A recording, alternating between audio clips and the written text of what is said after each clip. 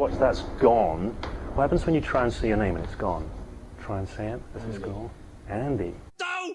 I see hypnosis as a co-creation with the person I'm working with. You know, we're working together. Nice. It's their neurology that's creating the experience, and I can't deny or reject whatever's coming up for them.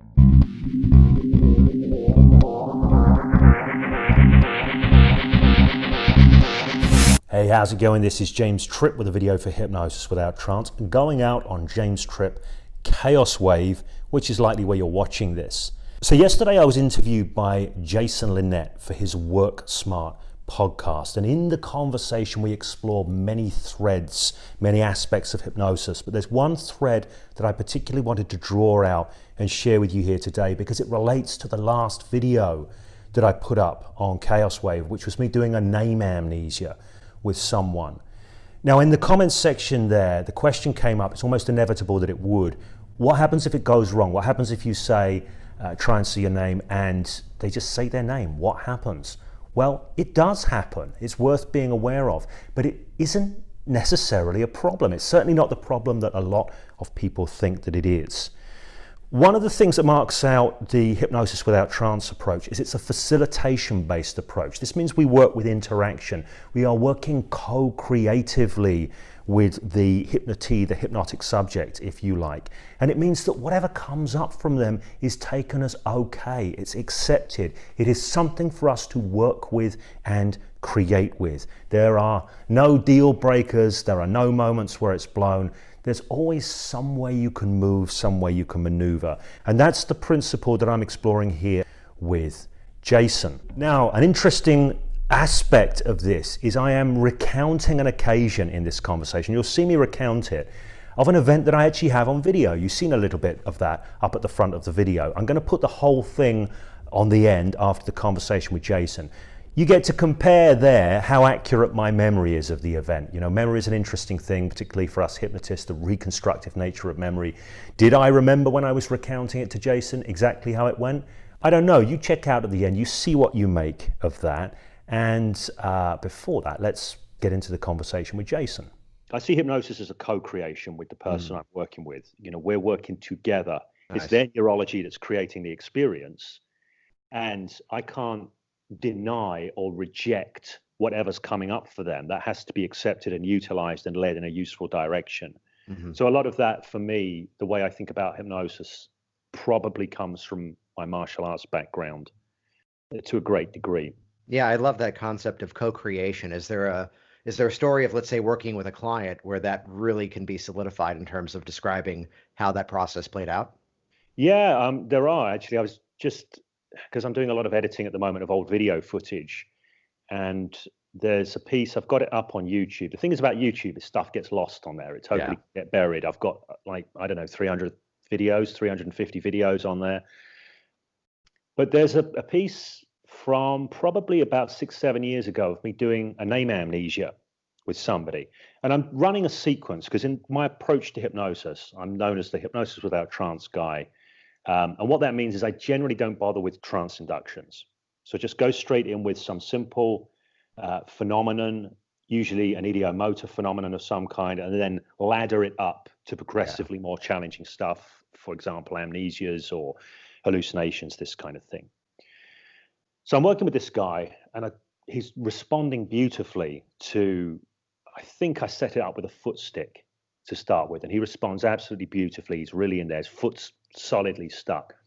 And then I go to segue into a name amnesia, and I set it up the way I'm doing it in my kind of standard way back then. And I said, so what happens when you try and say your name and it's gone? Try and say your name and it's gone. He looks at me, he says, Andy. So I said to him, I said, that's right. And where is that name now? He said, well, it's up here again. I said, that's it. So we'll take it all the way out, send it away, and it's gone. And what happens when you try and see your name and it's gone? Andy.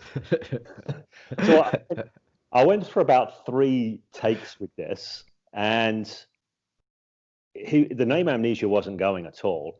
So I kind of segued back into, because I never unstuck the foot. You see, this is a thing that I would do. I like to, there's the idea of nested loops from NLP and Ericksonian stuff. I like to do nested phenomena. Nice. Yeah. So I'll leave one open and then open up the other one. So I said, how's that foot? He said, still stuck.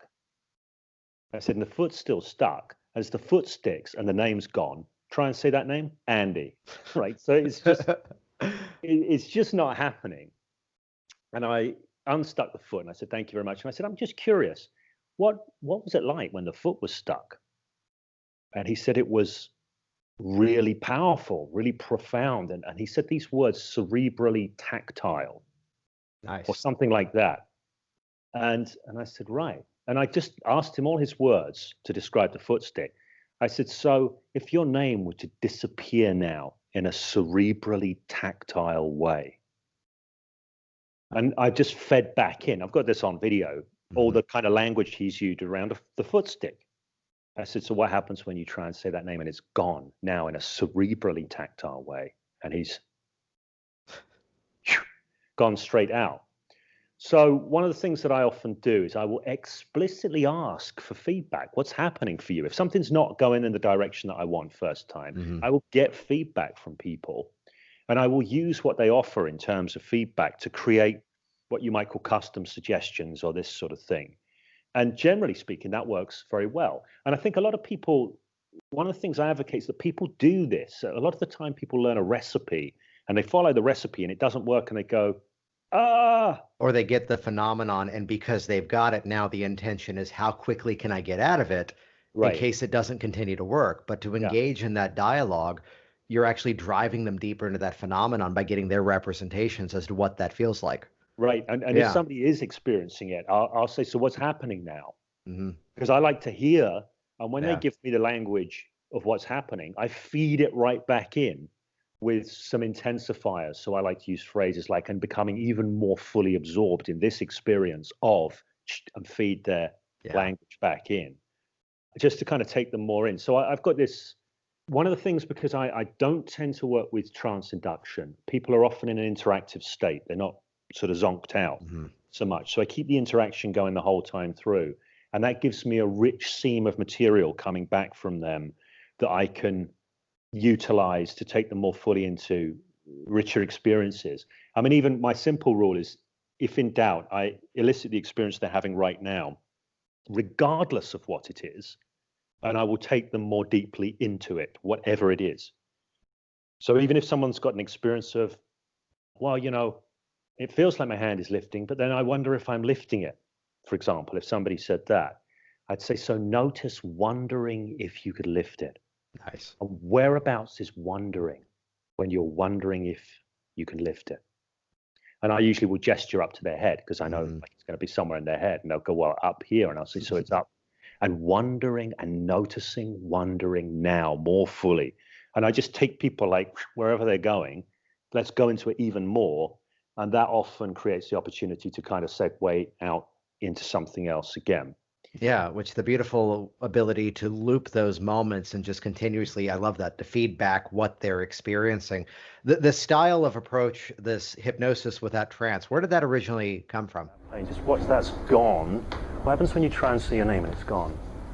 Try and see it when it's gone, all the way out there. It goes further. Try and see it as it's gone. Andy. Okay, so where is that name now? It's there. It's there. You mean here on the label or there in your... There, like, just outside me. Just outside you. Okay, so where could we take that? And do you need to feel that disappear around behind you, disappear around behind you, feel that or watch that go?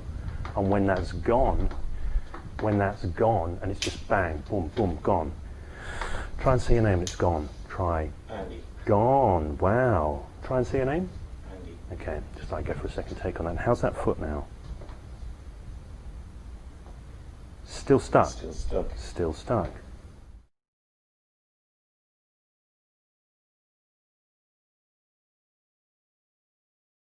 What I noticed was that with the foot being stuck, it was a very kinesthetic feeling, very physical feeling. I could feel that.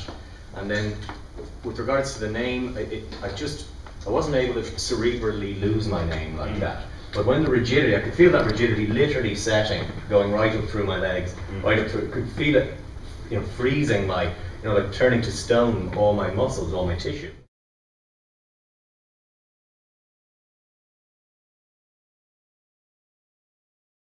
Just to follow on from Jürgen's question, you were saying that you could really feel that. Yes.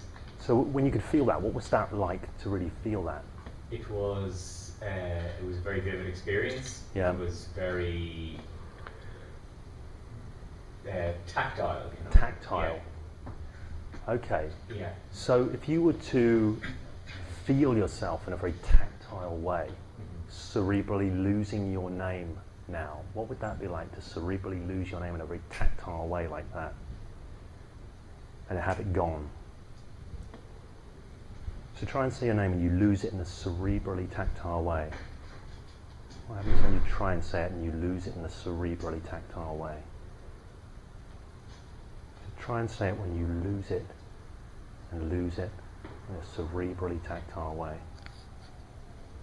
So it's gone now, and try and say it. Tactile, gone. Try and say your name. And you try.